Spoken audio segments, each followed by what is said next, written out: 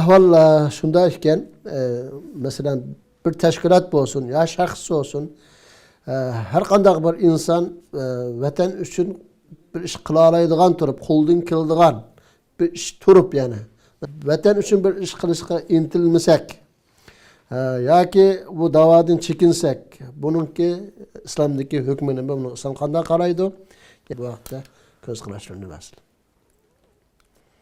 Bu vaqtda biz İslam ümmetining, musulmonninki eng kuchlik bir alohida sifati nima desa, yaxshilik buyurib, yomonlikni to'sash. Yani kuntum khayra ummatin ukhrijat lin-nas ta'muruna bil ma'rufi wa tanhauna 'anil munkari wa tu'minuna billah. Demek bu dünyada tacavuzcuga qarshi turishdan bekrak çoğun bir münker yok hamdir. Yani bir musulmonning jutini besib olgan, o musulmonning obro'yini tukavatgan, qinni tukavatgan, dinin depsendi qilayotgan bu tacavuzga qarshi turishdan bu çoğun bir münkerço bulması gereken. Çünkü o tacavuzcu müşrik, zalim, kafir hemmisi oldu tepildemdi. Hemmisi tepildi. Bizning xalq nima? Müşrik qilmoqchi, dindan chiqarmoqchi. Millet bulu süptimiz bilen yaşaştın çoğu desa bizni yo'qotmoqchi hamdi. Xitoy yo'lab yashaysiz, bo'lmasa yaşamaysan deb harakat qilyapti. Demak, bu tajovuzchiga qarshi turish, kufrga qarshi turish, mushrikka qarshi turish, zolim qarshi turishmish. Qur'oni Karimda mushul qarshi turish to'g'riliq oyatlar var. Hemmisi kuchlidir bu. Zalim desek onundan eşeddi zalim yok. Müşrik desek onundan eşeddi müşrik yok. Kafir desek onundan eşeddi kafir yok dünyada başka milletler. Uncular kafir mesela. Kafir desek bunun da umumi nurgun milletler bunun şirikleşiyor. Lakin bak Xitoydek şu bunda küfür mı kılıyor demde. Bunda eşeddi kafir yok hem de başka. Aynı şekilde biz Xitoyga qarshi qilgan ishni nimada süpatlasak süpatligina bo'ldi. Ma'ruf deyli, cihat deyli. Elbette. Yani onu demek kadar yani Allah Teala buyurgan hem yaxshilikning ichiga kirdi biz vatan qarta qilgan. Aşı münkerini yo'qotishni harakat qilish eng cho'ng ma'ruf hamda, eng cho'ng yaxshilik. Shuning uchun birinchi bo'lib biz buni tashlagan bo'lamiz hamda. Buni tashlashning o'zi cho desa, Payg'ambarimiz sollallohu alayhi va sallam sizlarning halok bo'lishingizga dushmaningizning sulning ustidan g'alaba qilishga bu sababchi bo'ladi degan. La ta'murunna bil ma'rufi wa la tanhawunna 'anil munkar wa illa la yusallillahu alaykum aduwan min ghayrikum. Sizlar yaxshilik buyurib, yomonlikni tutsizlar. Agar bu ishni qilmasanglar, sizning dushmaninglar sizning gadiningizga dastaydi degan. Balkim biz ashni joyida qilinmag'achqa tariximizda bugun bu kun qolgan bo'lishimiz mumkin. Yana bir hadisda sizlar yaxshilik buyurishni to'smasanglar, yaxshilik buyurishdan iborat bu ishni qilmasanglar, yomonlikni to'sashdan iborat bu ishni qilmasanglar, Alloh subhanahu va taolo sizlarga shunda bir azobni sizlarga tashlaydi-ki, sizlar toki mush ishni qilmag'ijilak u azobni, u xorliqni sizlardan ko'tarib o'tmaydi deb hadis bor. Demak, bu mu bizga nisbatan ne kadar zor bir tehdittir. Yani biz Allah'ın rahmetiga erishimizdaydikanmiz. Cennet girimizdaydikanmiz. Ço'qim bu zalim qarshi turishimiz kerak.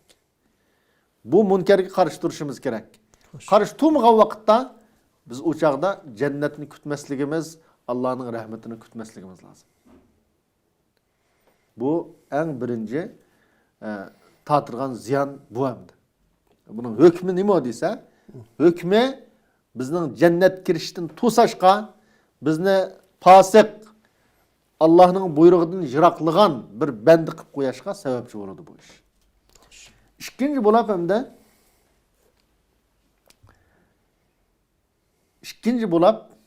eng muhim bir nuqta nima desa, Allah subhanahu va taolo bizni la yukallifullohu nafsan illa wusaha dedi.